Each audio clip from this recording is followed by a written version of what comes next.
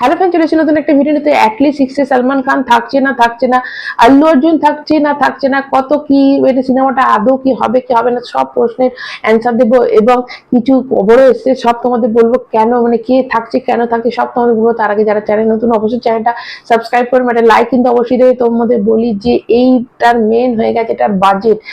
দেখো বাজেট, এটার বাজেট হয়ে গেছে 500 কোটি বাজেট এটার হবে। তাই তোমরা বলো যে 500 কোটির বাজেটে কি আছে, 500 কোটি বাজেটে অনেক সিনেমা আছে। দেখো এই 500 কোটি বাজেটটাই হয়ে গেছে এই সিনেমার মেন, সিনেমার হচ্ছে বাজেটটাই এখানকার মেন ইস্যু হয়ে দাঁড়িয়েছে। তোমরা জানো যে এটা বলা হয়েছিল যে সালমান খান যদি থাকে দক্ষিণ ভারতে, তোমরা জানো যে সানস পিকচার তারা বলেছিল যে আমরা সালমান খান থাকলে আমরা কিন্তু ইনভেস্ট করব না, এরকমটাই শোনা গেছিল এবং এটা কিন্তু সত্যি কথা। এবং এখানে যে অ্যাটলি কুমার এই সিনেমাটা করার জন্য নিচ্ছে 100 কোটি টাকা, সেই জন্য মানে এখানকার বলিউডের কোনো ইন্ডাস্ট্রি এত ইনভেস্ট করতে চাইছে না যে টাকাটা রিটার্ন আসবে কেন, আসবে কি আসবে না, কারণ সালমান খান এই সিনেমাটার মধ্যে কোনো মানে এমনি ফিজ নেবে না, কিন্তু প্রফিট নেবে। ধরো একটা সিনেমা এটা যদি ব্লকবাস্টার হয়, 500 কোটির সিনেমা, এটা ব্লকবাস্টার হলে যদি 1000 কোটি হয়, তার মধ্যে 1000 কোটি হলে 800 কোটি হচ্ছে নেট কালেকশন। এবার 800 কোটি নেট কালেকশনের মধ্যে দিলে 500 বাদই দিয়ে দাও, কেননা সিনেমাটা তৈরি করতে লাগবে, ও সব টাকা নেবে। এবং বাকি যে 300 কোটির মধ্যে সালমান খান যদি প্রফিট নিয়ে যায়, ওদের মধ্যে আর কিছুই বাকি থাকবে না। তো সেই জন্য সালমান খান কোথাও একটা এই সিনেমা মানে এই সিনেমাটাতে ওকে নিতে চাইছে না, কারণ ওদের কিছু প্রফিটটা মানে প্রফিটটাই হয়ে গেছে মানে এখানে মেন। তো এখানে কিন্তু সালমান খান হিসেবে কিন্তু ব্যাপারটা না, এখানে প্রফিটটাই হচ্ছে ম্যান। এবার যদি সালমান খান না থাকে এই অ্যাটলিস্ট সিক্সে, কিন্তু যদি আল্লু অর্জুন থাকে কিন্তু এই বাজেটটা 600 থেকে 700 কোটি হয়ে যাবে। এবং তারা বলছে, সান পিকচার বলছে যদি সালমান খানের বদলে যদি আল্লু অর্জুন থাকে তাহলে কিন্তু টাকা দেবে। এবার তোমাদের বলি, আল্লু অর্জুন এই সিনেমাটা করতে বলেছে 250 কোটি টাকা নেবে এবং এর কোনো প্রফিট থাকবে না, মানে কোনো প্রফিটে মানে যা প্রফিট হবে তার মধ্যে কোনো শেয়ার থাকবে না।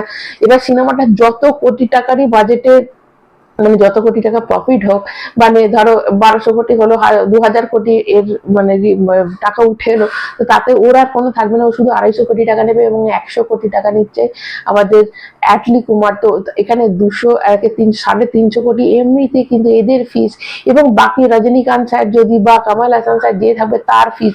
তো টোটাল সিনেমাটা তৈরি করতে এদেরই ফিজে 400-500 কোটি টাকা হয়ে যাবে এবং বাকি যেটা থাকবে সেটা হচ্ছে প্রফিট। এবং সেখানে কিন্তু ডিরেক্টর মানে প্রডিউসাররা ভাবছে যে আল্লু অর্জুন থাকবে, এটা ট্রুলি প্যান ইন্ডিয়া সিনেমা হবে।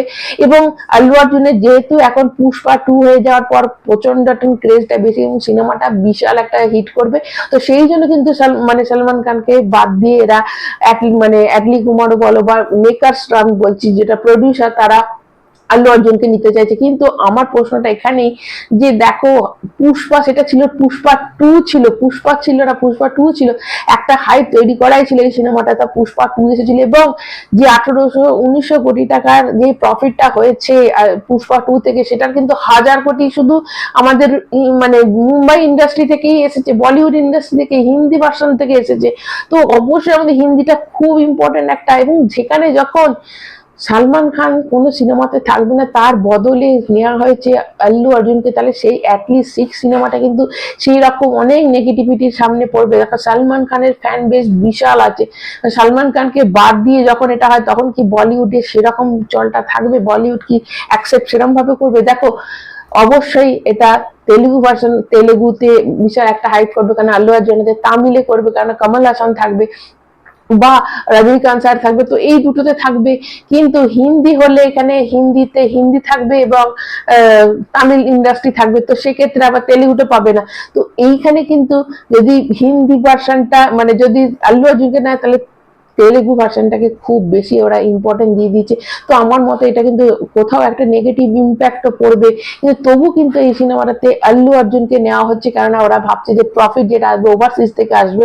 তো এটা একটা বিশাল ধামাকেদার বিশাল বড় বাজেটে একটা সিনেমা আনতে চলেছে এবং বিশাল বড় করে রিলিজ করবে, এবং তারা জানে যে তারা বিশাল বড় একটা প্রফিট করবে, সেই জন্য কিন্তু আল্লু অর্জুনকে নেওয়া হচ্ছে। এবং আল্লু অর্জুনের জন্মদিন হচ্ছে এপ্রিল মাসে, তো সেই এপ্রিল মাসে অ্যাটলি সিক্সের প্রথম কোন কোনো কন্টেন্ট আসবে, প্রথম অ্যানাউন্সমেন্ট হবে যে হ্যাঁ এই সিনেমাটা কিন্তু তারা একসাথে করছে, কোনো অ্যানাউন্সমেন্ট ভিডিও আসবে বা একটা ছোট্ট কোনো গ্লিমস আসবে।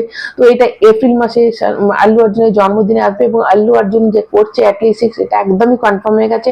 তো এখানে সলমান খান করছে না। তো তোমরা শুনে তোমাদের কি প্রতিক্রিয়া অবশ্যই কমেন্টের মাধ্যমে জানাবে। ভালো লাগলে একটা লাইক দেবে। সবাই ভালো থাকবে, চ্যানেলটা সাবস্ক্রাইব করবে। এখনো মতো টাটা।